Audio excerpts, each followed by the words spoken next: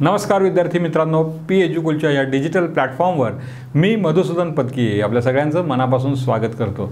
विद्यार्थी मित्रांनो, आपण प्रकरण 4थ्या महाराष्ट्राची अर्थव्यवस्था याकडे आलेलो आहे।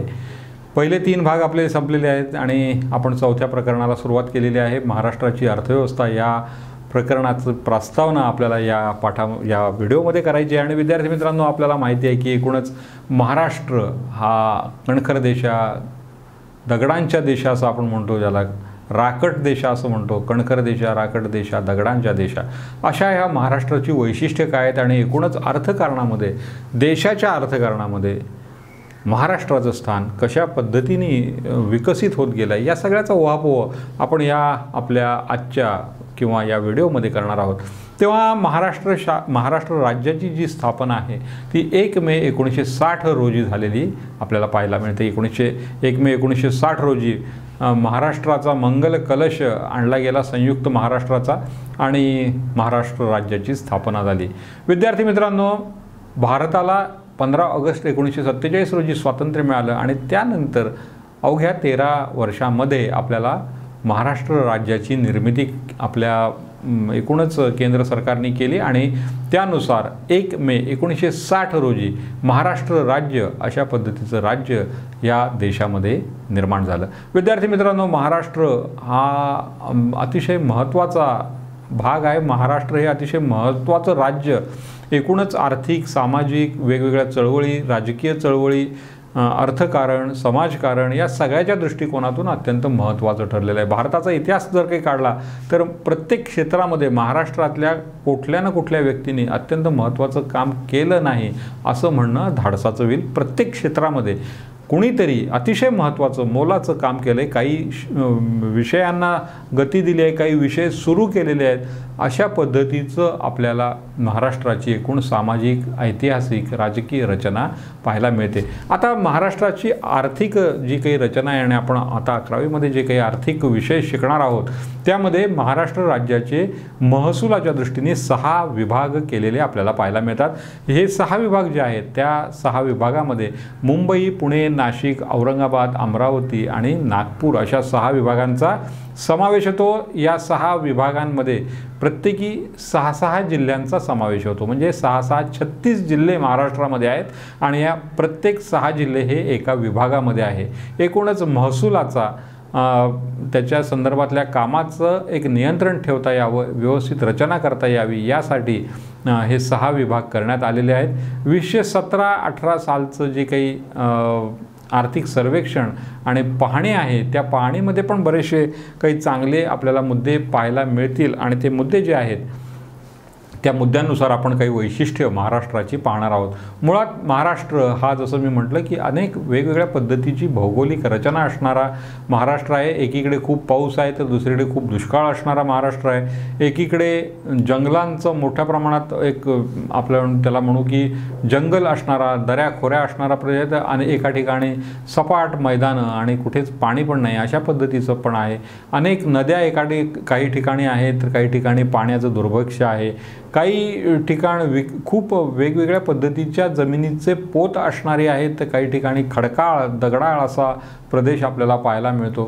टेकड्या, पर्वतरांगा, नद्या, दरी, खोरी अशा पद्धतीने नटलेला, मैदानं अशा पद्धतीने नटलेला, निसर्ग सौंदर्य मुक्त हस्ताने वाटलेला, तर काही ठिकाणी एकही झाड जिथं दिसणार नाही अशा पद्धतीचा एक वेगळा, अनोखा असा आणि अतिशय सुंदर असा महाराष्ट्र आपल्याला पाहायला मिळतो। भौगोलिक पद्धतीमध्ये भौगोलिक रचना वेगळी असली तरी एकूणच त्याचं जे काही टेक्स्चर ज्याला म्हणू, पोत ज्याला म्हणू, तो महाराष्ट्राचा पोत हा अतिशय सुंदर आणि देशामध्ये सगळ्यांना महाराष्ट्रात यावं असं वाटावं अशा पद्धतीचा आहे। तेव्हा महाराष्ट्राच्या अर्थव्यवस्थेची काही वैशिष्ट्ये जी 16-17च्या अहवालामध्ये आपण पाहिली होती किंवा शासनाने जाहीर केली होती ती आपण पाहणार आहोत।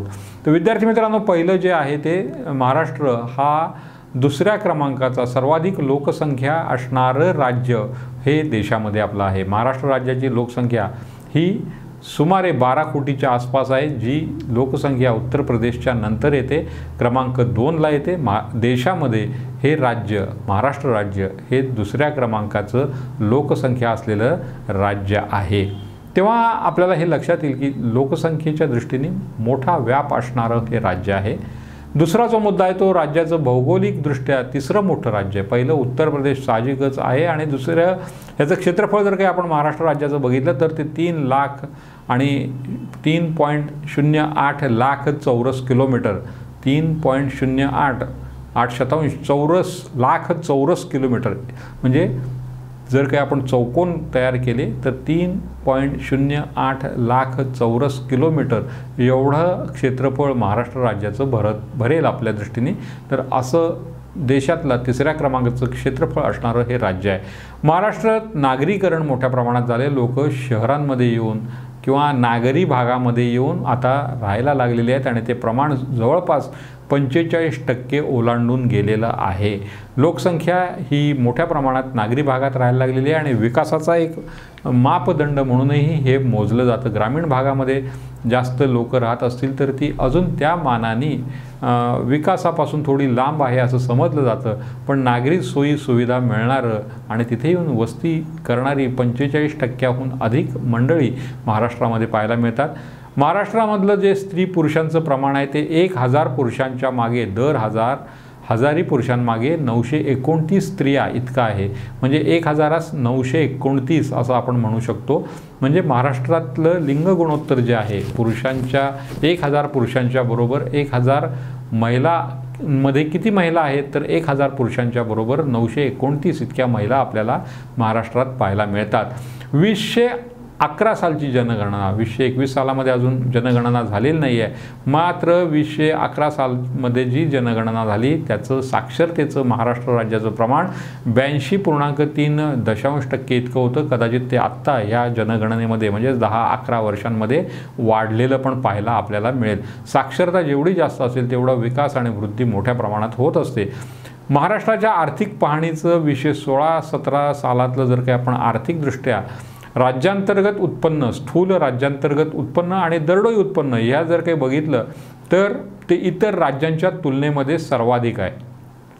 आपण खूप विकासामध्ये त्या अर्थाने पुढे आहोत. आर्थिकदृष्ट्या दरडोई उत्पन्न हे सर्वाधिक आहे असं 6वं वैशिष्ट्य आपल्याला इथे पाहायला मिळतं.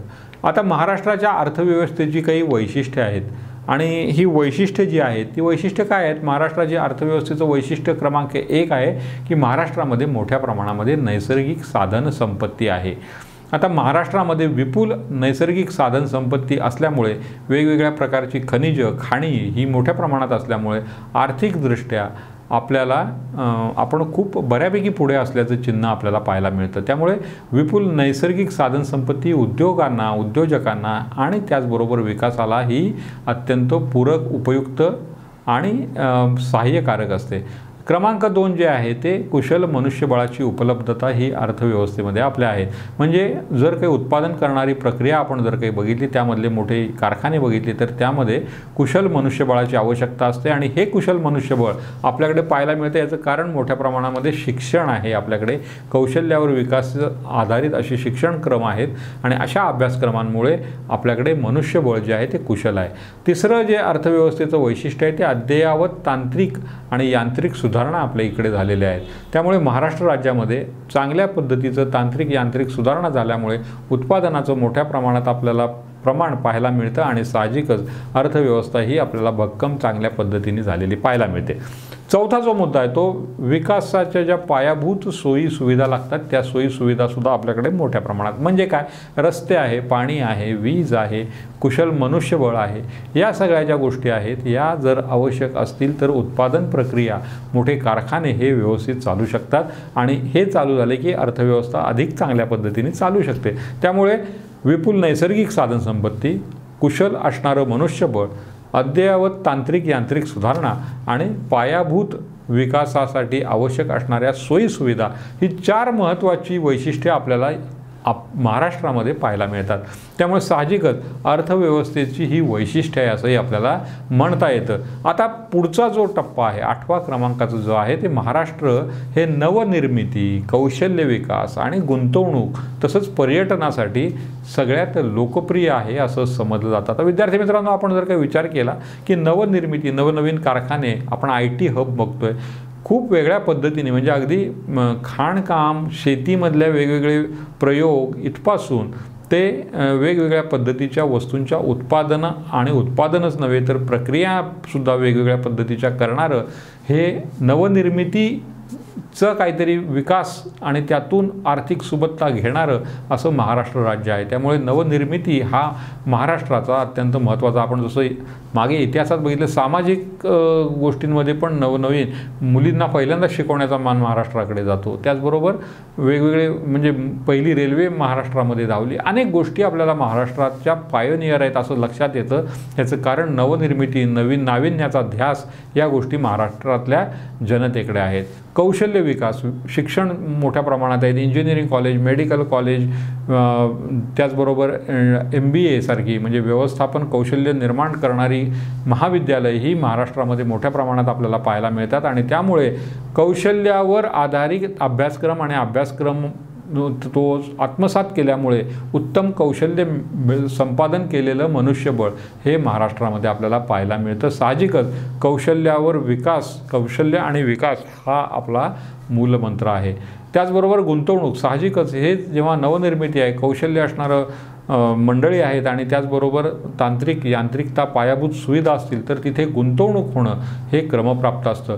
केवळ राज्यातल्याच नव्हे, केवळ देशभरातल्याच नव्हे तर परदेशातलीही अनेक मंडळी, अनेक कंपन्या महाराष्ट्रात येण्यासाठी, आपली गुंतवणूक करण्यासाठी इच्छुक असतात. बऱ्यापैकी मोठ्या प्रमाणात हे कायदा सुव्यवस्थेचं राज्य आहे. त्याचबरोबर इथे आर्थिक, सामाजिक, राजकीय बऱ्यापैकी स्थिरता आहे आणि त्याचबरोबर इथे जमीन चांगल्या पद्धतीने, जमीन चांगल्या पद्धतीने आहे, कृषी उत्पादनं आहेत. त्याचबरोबर हातात हात घालून यांत्रिकीकरणसुद्धा करण्यामध्ये लोकांना रस आहे. त्यामुळे कृषी क्षेत्रापासून ते औद्योगिक क्षेत्रापर्यंत मोठ्या प्रमाणात गुंतवणूक करण्यासाठी परदेशातल्या कंपन्याही उत्सुक असतात. IT सारखं आपण उदाहरण बघितलं, पुण्यामध्ये हिंजवडीपासून मोठा एक पट्टा नाशिकपर्यंत किंवा नाशिकमधला बराचसा भाग हा IT करता महत्त्वाचं काम करतो. इन्फॉर्मेशन टेक्नॉलॉजीच्या अनेक कंपन्या इथे येतात. याचं कारण हे आहे की अत्यंत चांगलं मनुष्यबळ, हवामान आणि त्याचबरोबर काम करण्याची एक इच्छा, नवनिर्मितीची ताकद ही सगळी या भागात आहे आणि त्यामुळे गुंतवणूक ही मोठ्या प्रमाणात महाराष्ट्रामध्ये झालेली पाहायला मिळते. याशिवाय पर्यटनासारखे जे क्षेत्र आहेत, मी जसं म्हटलं की केवळ एखाद्या गावाला गेलं आणि तिथलं निसर्ग सौंदर्य पाहिलं आणि माघारी आलं असं नाही, तर आता पर्यटनाची वेगवेगळी क्षेत्र खुली होत आहेत. आरोग्य पर्यटनासारखा एक वेगळा, कृषी पर्यटनासारखा एक वेगळा भाग आता महाराष्ट्रामध्ये चांगला रुजलेला आहे की जेणेकरून केवळ देऊळ, मंदिरं पाहिलं, धार्मिक पर्यटन हा एक वेगळा मुद्दा व्हायला लागला. ह्या पद्धतीने जसं वेगवेगळी क्षेत्र, ऐतिहासिक आपण बघत होतो, धार्मिक बघत होतो, निसर्ग पाहण्याकरता लोक पर्यटन करतात हे पाहत होतो, पण ह्या इंडस्ट्री म्हणून, या आता उद्योग म्हणून या क्षेत्राकडे, पर्यटनाकडे लोक पाहायला लागले आहेत आणि त्यावर आधारित अनेक व्यवसाय, उद्योग, हॉटेल मॅनेजमेंटसारखा असेल, कुकिंगपासून ते अनेक हॉस्पिटॅलिटी म्हणजे ज्याला आपण आदरातिथ्य कसं करावं इथपर्यंत असेल, या सगळ्या गोष्टी आणि त्याच्या संदर्भातले अभ्यासक्रम आणि त्यामुळे निर्माण झालेलं एक व्यावसायिक स्वरूप, एक उद्योगाचं स्वरूप हे पर्यटनालाही पाहायला मिळतं. म्हणजे निसर्ग सौंदर्य आहे ते आहेच, पण जिथे निसर्ग सौंदर्य नाही अशा ठिकाणी पण पर्यटन करण्यासाठी वेगवेगळ्या प्रकारची संधी किंवा वेगवेगळी कुतूहलं निर्माण केली जातात. म्हणजे सोलापूरसारख्या भागामध्ये वॉटर पार्कसारखं एक मोठं महाराष्ट्रातला वॉटर पार्क तिथे तयार होतो आणि तिथे लोक पर्यटनासाठी जातात. अशा पद्धतीचं एक पर्यटन म्हणून एक मोठा भाग आता विकसित उद्योग म्हणून व्हायला लागलेला आहे.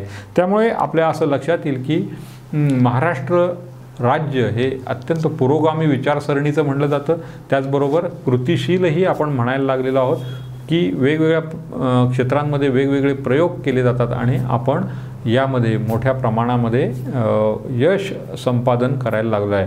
आपला जर काही याचं प्रमाण बघितलं, साक्षरतेचं प्रमाण बघितलं, मुलींचं साक्षरतेचं प्रमाण बघितलं, बोर्डामध्ये येणाऱ्या मुलींचं प्रमाण बघितलं, तर याच्यामध्ये खूप मोठा टप्पा शिक्षण क्षेत्रामध्ये सुद्धा महाराष्ट्राने आपल्या बाजूला केलेला आहे असं पाहायला मिळतं. साहजिकच या सगळ्या गोष्टींमुळे, या सगळ्या क्षेत्रांचा महाराष्ट्राच्या अर्थकारणाला विकसित करण्यामध्ये फार मोलाचा महत्त्वाचा वाटा असतो. विद्यार्थी मित्रांनो, आपण पुढच्या भागामध्ये ही नक्की क्षेत्र काय आहेत, महाराष्ट्राचं कृषी क्षेत्र काय, महाराष्ट्राचं औद्योगिक क्षेत्र काय, महाराष्ट्राची एकूण रचना कशा पद्धतीची आहे आणि त्याची यश काही प्रमाणात अपयश असेल, त्रुटी असतील कदाचित, या त्रुटी काय आहेत, त्यावर मार्ग कसे काढले जात आहेत, या सगळ्याचा विचार आपण करणार आहोत. मात्र इथं थांबण्यापूर्वी नेहमीप्रमाणे मी 3 गोष्टी सांगणार आहे. पहिली गोष्ट जी आहे ती म्हणजे भरपूर अभ्यास करायचा आहे, तब्येत व्यवस्थित ठेवायची आहे आणि आमच्याशी संवाद साधायचा आहे. तेव्हा पुढच्या भागामध्ये संवाद साधण्याकरता मी इथे थांबणार आहे. भेटूया पुढच्या भागामध्ये.